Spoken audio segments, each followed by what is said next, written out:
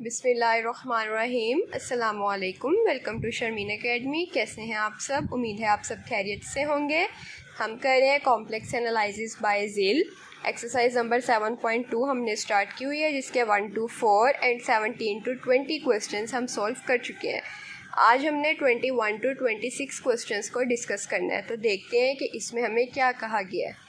In problems 21 to 26 construct a linear fractional transformation. हमने इसमें linear functional transformation construct करनी है that takes the given points z1, z2, z3 onto the given points w1, w2 and w3 respectively. ठीक है, सबसे पहले हम इसको देखते हैं कि हमने इसको किस मेथड से सॉल्व करना है। क्रॉस रेशो क्या है हमारे पास? क्रॉस रेशो से हमने इसको सॉल्व करना है। The cross ratio of the complex number. अब ये z1, z2, z3 जो है हमारे पास, वो हमारे पास कॉम्प्लेक्स नंबर्स हैं, और कॉम्प्लेक्स नंबर की जो क्रॉस रेशो होगी वो क्या होगी? वो हमारे पास कुछ इस फॉर्म में होगी। ठीक है, अब क्रॉस रेशियो हमें मतलब से पता चल रहा है, नाम से पता चल रहा है कि उसमें हमारे पास क्रॉस मल्टीप्लिकेशन कोई टाइप होगी। जैसे कि z माइनस z1 है, z माइनस z3 है, तो जो z1 है वो मल्टीप्लाई दोबारा से जब हम क्रॉस मल्टीप्लाई करेंगे z1 आ जाएगा, और z3 है वो क्रॉस मल्टीप्लाई करेंगे z3 आ जाएगा। पहले z के साथ फिर z2 के साथ। जैसे ये देखिए z minus z1, z2 minus z1, z minus z3, z2 minus z3। ठीक है, ये हमारे पास है क्रॉस रेशो। अब हमने देखना है कि हमारे पास relation between cross ratio and linear fractional transformation क्या है। ठीक है, हमें क्वेश्चन में यही कहा गया ना कि हमने लीनियर फ्रैक्शनल ट्रांसफॉर्मेशन को कंस्ट्रक्ट करना है, तो हम देखते हैं कि क्रॉस रेशो का और लीनियर फ्रैक्शनल ट्रांसफॉर्मेशन का रिलेशन क्या है आपस में। अब क्या लिखा हुआ है? If w is equal T of z। अगर w हमारे पास टी ऑफ z है, is a linear fractional transformation. ठीक है, और वो उन्होंने हमें बता दिया हुआ है कि वो हमारे पास लीनियर फ्रैक्शनल ट्रांसफॉर्मेशन है that maps the distinct points z1, z2 and z3। और वो किस पे मैप करती होगी? z1, z2 और z3 पे मैप करती होगी on to the distinct points w1, w2 and w3 respectively. ठीक है, z1 से लेके वो w1, z2 से w2 और z3 से w3 पे वो मैप करती होगी। ठीक है, तो वो हमारे पास किस तरह की फॉर्म बन जाएगी? z minus z1 dot z2 minus z3, z minus z3, z2 minus z1। वही क्रॉस रेशो का फॉर्मूला जो कि हमने लास्ट पढ़ा है, जो किसके इक्वल आएगा। अब हमें क्या कहा गया है कि वो z1, z2, z3 से w1, w2, w3 पर मैप करेगी। तो z माइनस z1 से w minus w1, z2 minus z3 से w2 माइनस w3, और z माइनस z3 से w माइनस w3, और z2 माइनस z1 से w2 माइनस w1। सेम वही रहेगा, सिर्फ z की जगह हमारे पास w आ जाएगा। For all z and w, her z और w के लिए ऐसे ही होगा। क्लियर है? अब हमने क्वेश्चंस देखने हैं 21 to 26, तो अब हम वो डिस्कस करते हैं। अब देखें क्वेश्चन नंबर 21 में हमारे पास क्या है? z1 इक्वल है -1 के, z2 इक्वल है 0 के, z3 इक्वल है 2 के। इसी तरह w1 इक्वल है 0 के, w2 इक्वल है 1 के, और w3 इक्वल है इन्फिनिटी के। अब हम क्या कहेंगे? एज वी नाउ डेट, हमें पता है जो कि हम रिलेशन पढ़ के आए हैं, हम वो फार्मूला पुट करेंगे। देखें आप, सेम वही फार्मूला मैंने पुट किया है जो हमने रिलेशन पढ़ा था। ठीक है, अब हमने क्या करना है? हमने लिख लिया है कि एज वी नाउ डेट, जैसा कि हम जानते हैं कि ये चीज़ इक्वल होती है इस चीज़ के, कि w मैप करता है, z मैप करता है w पे। इसको हम इक्वेशन 1 का नाम दे देंगे, पुटिंग वैल्यूज़ इन इक्वेशन 1। अब z1, z2, z3, w1, w2, w3 की जो भी वैल्यू हमारे पास वैल्यूज़ हैं, उनको हम इक्वेशन 1 में पुट कर देंगे। तो ये देखिए, z की हमारे पास कोई वैल्यू नहीं है। ठीक है, z1, z2, z3 की वैल्यूज़ हैं। अब z की हमारे पास कोई वैल्यू नहीं है, तो हम यहाँ लिख देंगे कि ये क्या हो जाएगा? z प्लस 1 हो जाएगा। ठीक है, z minus z1, minus z1 क्या है? -1 के इक्वल है, तो वो z प्लस 1 हो जाएगा। इसी तरह z2 minus z3, 0 minus 2, z minus z3 मतलब कि z माइनस 2, और z2 माइनस z1, 0 प्लस 1। इसी तरह से w माइनस 0। अब w1 क्या है? 0 है, तो वो w माइनस 0 हो गया। 1 माइनस इन्फिनिटी मतलब कि w2 माइनस w3। अब w माइनस w3 में w माइनस इन्फिनिटी आ गया, और w2 माइनस w1 में 1 माइनस 0 आ गया। ठीक है, अब z प्लस 1 है और 0 माइनस 2 है, इन दोनों में मल्टीप्लिकेशन ही हो रही है ना, तो ये -2 मल्टीप्लाई हो जाएगा z+1 से और नीचे 1 मल्टीप्लाई हो जाएगा z-2 से, तो वो z-2 एज इट इज़ आ जाएगा। उसके बाद क्या है, w मल्टीप्लाई होगा 1 माइनस इन्फिनिटी से और 1 मल्टीप्लाई होगा w माइनस इन्फिनिटी से। क्लियर है।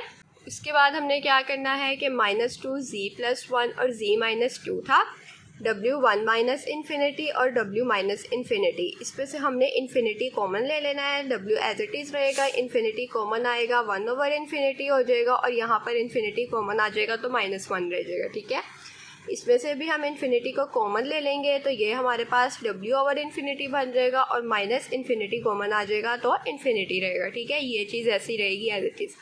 इन्फिनिटी और इन्फिनिटी आपस में कैंसिल आउट हो जाएंगे, तो यहाँ बच के w और 1/इन्फिनिटी 0 के इक्वल होता है, 0-1 आ गया। जिस तरह से हमारे पास 1/इन्फिनिटी इक्वल होता है 0 से, तो w/इन्फिनिटी भी इक्वल होगा 0 के। ठीक है ना, ओवर में इन्फिनिटी आ गया तो वो हमारे पास 0 के ही इक्वल होगा। w minus infinity 0-1। क्लियर। अब ये चीज़ एज इट इज़, तो अब हमने w निकालना है। यहाँ से हमारे पास w की क्या वैल्यू निकली, अब ये देखिए 0-1 और 0-1 तो आपस में कैंसिल आउट हो गए ना, -1 और -1 बना, तो इस तरह से हमारे पास w किसके इक्वल आ जाएगा, इस टर्म के इक्वल आ जाएगा, जो कि हम लिख देंगे। ठीक है। क्वेश्चन नंबर 22 में हमारे पास क्या है, z1 दिया हुआ है अयोटा के इक्वल, z2 0 के इक्वल, z3 माइनस अयोटा के equal, w1 equal 0, w2 equal 1 and w3 equal infinity. As we now same हमने फॉर्मूला पुट किया। ठीक है, z-z1 वाला, z-z3 वाला। उसके बाद हमने क्या करना है, इसको इक्वेशन 1 का नाम दे देना है। पुटिंग वैल्यूज़ को पुट करेंगे तो हमारे पास ये टर्म बन जाएगी। z-z1 किसके इक्वल हो जाएगा, z माइनस अयोटा के, z-z3 z प्लस अयोटा के, z3 क्योंकि माइनस अयोटा में था तो यहाँ पे भी माइनस है तो माइनस माइनस प्लस हो जाएगा और वो अयोटा बन जाएगा।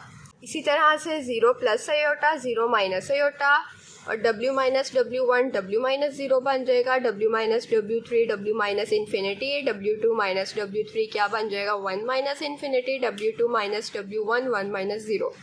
कुछ भी नहीं किया है, सिर्फ हमने जो वैल्यूज़ क्वेश्चन में गिवन थी z से लेके w तक वो सारी हमने इसमें इक्वेशन में पुट की है।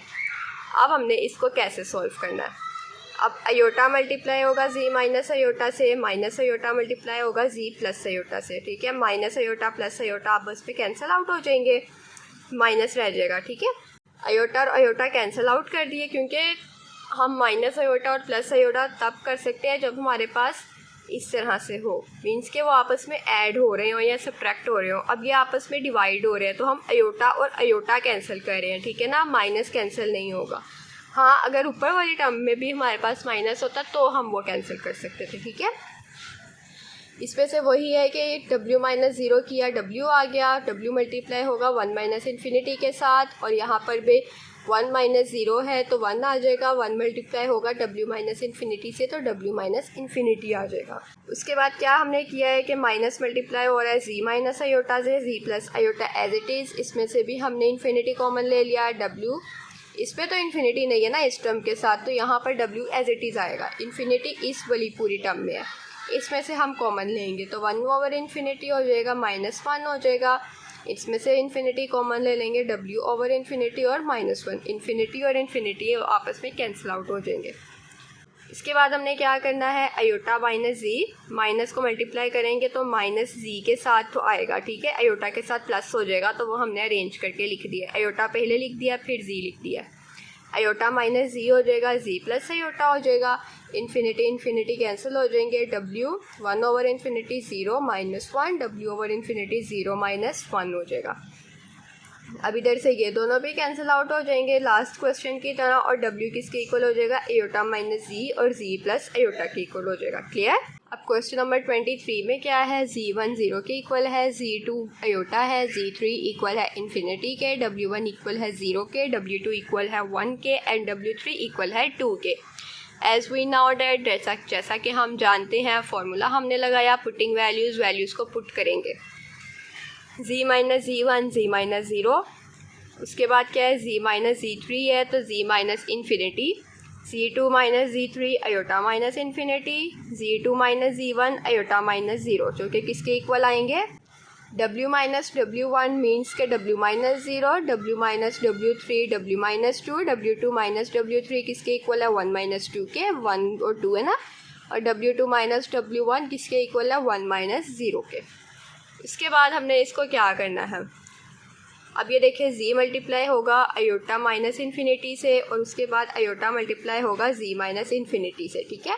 और यहाँ पर हमारे पास क्या आ जाएगा कि 1 माइनस 2 करेंगे तो हमारे पास वो -1 आ जाएगा, -1 मल्टीप्लाई होगा w से, और यहाँ पर 1 मल्टीप्लाई होगा w माइनस 2 से, वो w माइनस 2 आ जाएगा। अब यहाँ पर इन्फिनिटी आ रहा है तो इसका मतलब हमने इस टर्म में इन्फिनिटी z वाली टर्म में कॉमन लेना है, ठीक है। तो इसमें से हम इन्फिनिटी कॉमन लेंगे, z as it is iota over infinity -1, infinity common ले लिया, आयोटा एज इट इज़, क्योंकि इसके साथ इन्फिनिटी नहीं है, ब्रैकेट वाली टर्म में है इन्फिनिटी, ठीक है। z ओवर इन्फिनिटी -1, इन्फिनिटी और इन्फिनिटी आपस में कैंसिल आउट हो गए, इधर -w आ गया और w माइनस 2 आ गया। इसके बाद हमने क्या करना है कि ये z एज इट इज़ आ गया, आयोटा ओवर इन्फिनिटी 0 हो गया -1, और आयोटा z ओवर इन्फिनिटी 0 -1, और ये चीज़ एज इट इज़ आ गई। अब हमारे पास z मल्टीप्लाई होगा 0 माइनस 1 से, तो वो हमारे पास -z आ जाएगा, और आयोटा मल्टीप्लाई होगा 0 माइनस 1 से, तो माइनस आयोटा आ जाएगा। इस तरह से -z ओवर माइनस आयोटा, तो मैंने माइनस और माइनस कैंसिल आउट करके z ओवर आयोटा राइट कर दिया, ठीक है। -w over w minus 2 as it is. अब ये अभी तक हमारे पास आंसर नहीं निकला है, अभी भी हम इसको सॉल्व कर सकते हैं। तो हम क्या करेंगे, बाय क्रॉस मल्टीप्लिकेशन करेंगे तो हमारे पास क्या आ जाएगा, इस तरह से करते हैं क्रॉस मल्टीप्लिकेशन। z मल्टीप्लाई होगा w माइनस 2 के साथ, और -w मल्टीप्लाई होगा आयोटा के साथ। z को w से मल्टीप्लाई करेंगे, माइनस z को 2 से मल्टीप्लाई करेंगे, और ये टर्म एज इट इज़। अब हम क्या करेंगे, w वाली टर्म्स एक साइड पे कर लेंगे, zw आ गया, और ये -w आयोटा था +w आयोटा हो गया यहाँ आकर, और 2z यहाँ पर माइनस हो रहा है, इक्वल से उस साइड पे जाएगा तो मल्टीप्लाई हो जाएगा, इधर z आएगा, ठीक है।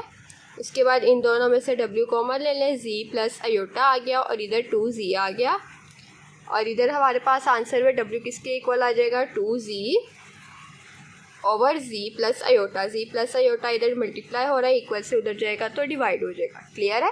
इधर 2 आयोटा की जगह आप 2z कर लें। अब उसके बाद क्वेश्चन नंबर 24 देखें, z1 -1 के इक्वल है, z2 हमारे पास 0 के इक्वल है, z3 हमारे पास 1 के इक्वल है, w1 इक्वल है आयोटा के, w2 इक्वल है 0 के, और w3 इक्वल है इन्फिनिटी के। अब हम क्या जानते हैं कि हमारे पास ये फार्मूला होता है, इस फार्मूले में हम वैल्यूज़ को पुट करेंगे। जब हम वैल्यूज़ को पुट करेंगे तो हमारे पास एक ये वाली चीज़ बन जाएगी, ठीक है। वैल्यूज़ को हमने पुट कर लिया, उसके बाद हमने इसको सॉल्व करना है। सॉल्व हम किस तरह से करेंगे, -1 मल्टीप्लाई होगा z प्लस 1 से, और 1 मल्टीप्लाई होगा z माइनस 1 से, ठीक है। और इधर हम क्या करेंगे, माइनस इन्फिनिटी मल्टीप्लाई होगा इस टर्म से, और इधर माइनस आयोटा मल्टीप्लाई होगा w माइनस इन्फिनिटी से। माइनस और माइनस आपस में कैंसिल आउट हो जाएंगे। इसके बाद हमारे पास क्या है, इस माइनस को अंदर मल्टीप्लाई कर देंगे, -z और -1 आ जाएगा, और यहाँ z -1 एज इट इज़ रहेगा। इधर हम क्या करेंगे, इन्फिनिटी है, इस टर्म को एज इट इज़ रहने देंगे, और इधर से वही सेम प्रोसेस कि हम इन्फिनिटी को कॉमन ले लेंगे। इन्फिनिटी को हमने कॉमन लिया तो हमारे पास क्या बन जाएगा, iota as it is w over infinity -1, infinity और इन्फिनिटी कैंसिल आउट हो जाएंगे। इसके बाद हमारे पास क्या आ जाएगा, -z -1 z -1 w minus iota, और iota w over infinity 0 -1, -z -1 z -1 as it is, w minus iota, और आयोटा को -1 से मल्टीप्लाई किया, माइनस आयोटा। उसके बाद हमने क्या किया है, ये टर्म हमारे पास एज इट इज़ रहेगी, और ये w माइनस आयोटा था, यहाँ आयोटा था, माइनस आयोटा था, इसके कॉन्जुगेट्स इसको हम मल्टीप्लाई रेसिप्रोकल में करेंगे, आयोटा और आयोटा से मल्टीप्लाई और डिवाइड करेंगे। आयोटा मल्टीप्लाई होगा w माइनस आयोटा से इस टर्म में, और माइनस आयोटा और plus iota, minus iota square हो जाएगा, हम मल्टीप्लाई कर रहे हैं, ठीक है, कैंसिल नहीं कर सकते इसको।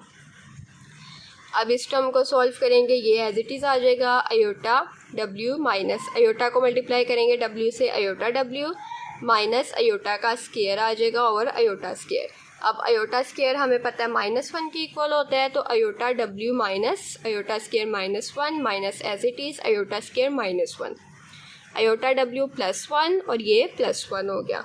उसके बाद हमने क्या किया है, देखिए माइनस जी और -1 over g -1 as it is आ गया, और ये हमारे पास अयोटा डब्ल्यू प्लस 1 बन गया। ठीक है, नीचे ओवर में 1 है तो वो हमारे पास ऊपर वाली टर्म आ जाएगी। ठीक है, अब हम क्या करेंगे, फिर से क्रॉस मल्टीप्लिकेशन करेंगे इस तरह से।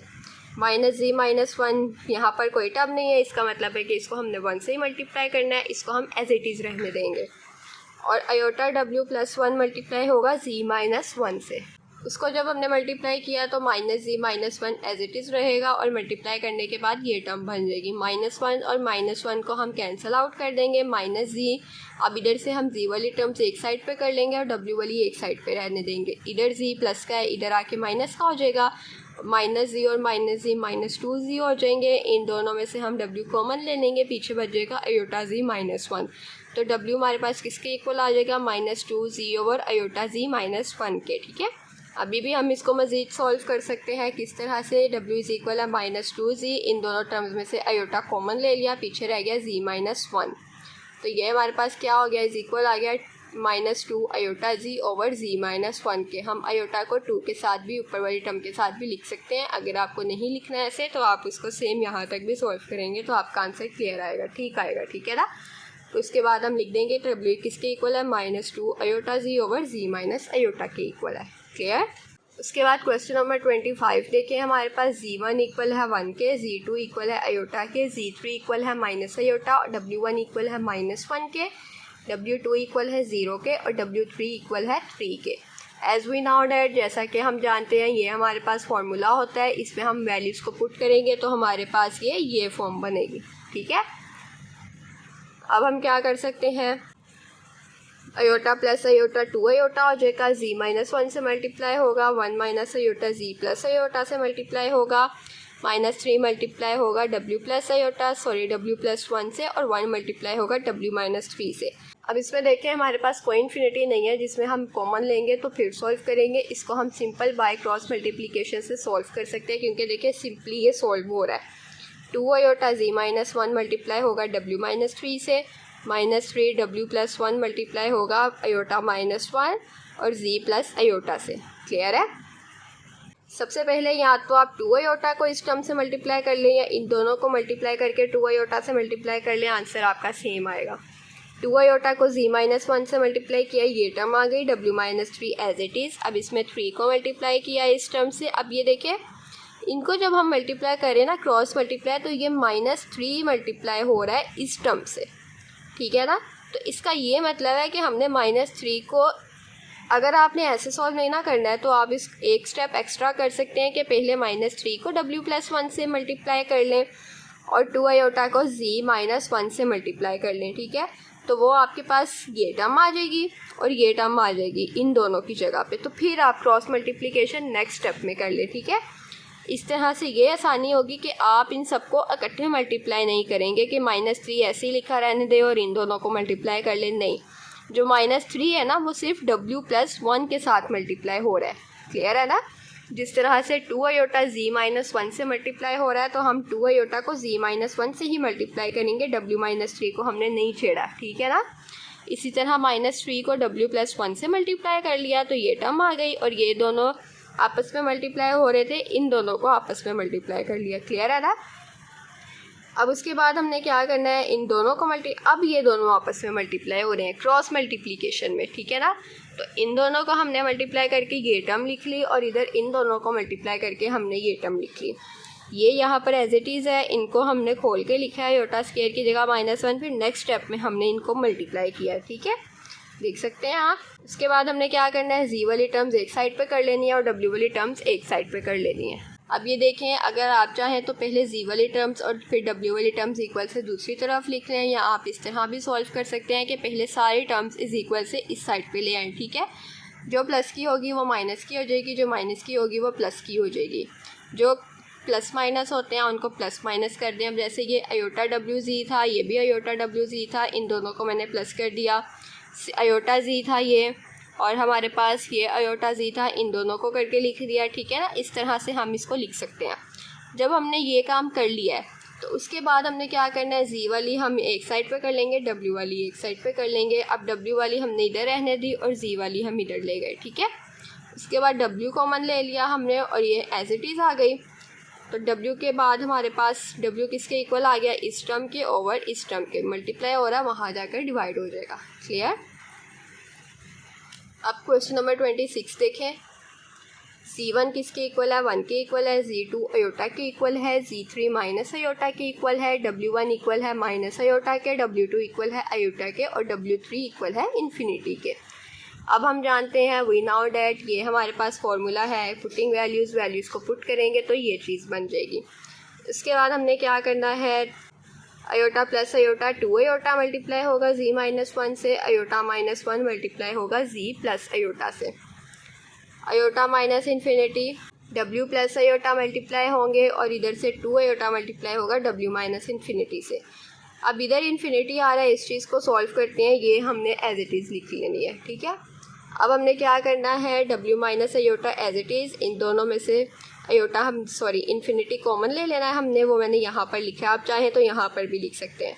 2 iota as it is, infinity हमने कॉमन ले लिया तो इन्फिनिटी और इन्फिनिटी कैंसिल आउट हो गए, तो ये क्या बन जाएगा माइनस, ठीक है, माइनस W प्लस अयोटा, ये तो ज़ीरो हो जाएगा ना, 0 माइनस 1 तो माइनस तो रहेगा, और ये W प्लस अयोटा आ गया, ये भी ज़ीरो हो जाएगा, -1 है माइनस रहेगा, 2 अयोटा हो गया, माइनस माइनस आपस में कैंसिल आउट हो गए। ये चीज़ ऐसी एज इट इज़ आ रही है बाय क्रॉस मल्टीप्लिकेशन। अब हम इसको क्रॉस मल्टीप्लिकेशन से सॉल्व कर लेंगे। तो क्रॉस मल्टीप्लिकेशन करेंगे तो हमारे पास क्या चीज़ बनेगी, 2 iota Z minus 1 iota minus 1 और Z प्लस अयोटा किसके इक्वल है, W प्लस अयोटा के ओवर 2 अयोटा के। ठीक है, 2 अयोटा आपस में कैंसिल आउट हो जाएंगे तो इसको हम Z माइनस अयोटा आ जाएगा, क्योंकि डिवाइड और मल्टीप्लाई में हम इसको कैंसिल आउट कर सकते हैं। अब देखें दोनों सेम है, ना एक प्लस का है ना एक माइनस का है, उसको हम कैंसिल आउट कर सकते हैं। क्लियर है ना। और इधर W plus iota, iota minus 1 Z plus 1 iota multiply हो जाएंगे, ये एज इट इज़ रहेगा। W plus iota as it is, इन दोनों को मल्टीप्लाई करके लिख लिया। उसके बाद कुछ भी नहीं किया है, इस स्टेप में हमने सिर्फ अयोटा स्क्वायर माइनस 1 ओपन किया है और इस स्टेप में हमने क्या किया है कि वो प्लस माइनस -1 को खोल के लिखा है। ठीक है, बाकी सारा एज इट इज़ है। इसके बाद हमने क्या करना है, इन दोनों को मल्टीप्लाई करना है, इन दोनों को मल्टीप्लाई करेंगे ये चीज़ बनेगी। पहले W मल्टीप्लाई होगा अयोटा Z से, W मल्टीप्लाई होगा -1 से, W मल्टीप्लाई होगा -Z से, W मल्टीप्लाई होगा माइनस अयोटा से। उसके बाद अयोटा मल्टीप्लाई होगा अयोटा ऑफ Z से, फिर अयोटा मल्टीप्लाई होगा -1 से, अयोटा मल्टीप्लाई होगा -Z से और फिर प्लस अयोटा मल्टीप्लाई होगा माइनस अयोटा से। ठीक है, अगर प्लस माइनस में होते तो कैंसिल हो सकते थे, मल्टीप्लाई हो रहा है तो प्लस माइनस माइनस और अयोटा का स्क्वायर आएगा। क्लियर है, इस स्टेप में हमने सिर्फ ये किया है। उसके बाद हमने क्या करना है, Z वाली टर्म्स हम इधर ले आए हैं, Z माइनस 1 इधर ऑलरेडी था, सारी Z वाली टर्म्स हम इधर ले आए हैं, अयोटा Z वाली और W वाली हमने इधर रहने दी है। अब जहाँ जहाँ पर अयोटा स्क्वायर था -1 हमने वहाँ पुट किया और हमने इसमें कुछ भी नहीं किया। ठीक है ना। अब हमने इसको माइनस माइनस प्लस में लिखा है, माइनस प्लस माइनस में लिखा है। उसके बाद हमने क्या करना है, इनको प्लस किया, 2Z आ गया, माइनस माइनस प्लस -2 हो गया और ये चीज़ एज इट इज़ आ गई। इसमें से W कॉमन ले लिया और हमारे पास ब्रैकेट में ये चीज़ बन गई। W कॉमन आ गया तो iota Z minus W common था 1 आ गया, W कॉमन था Z बच गया, W कॉमन था अयोटा बच गया।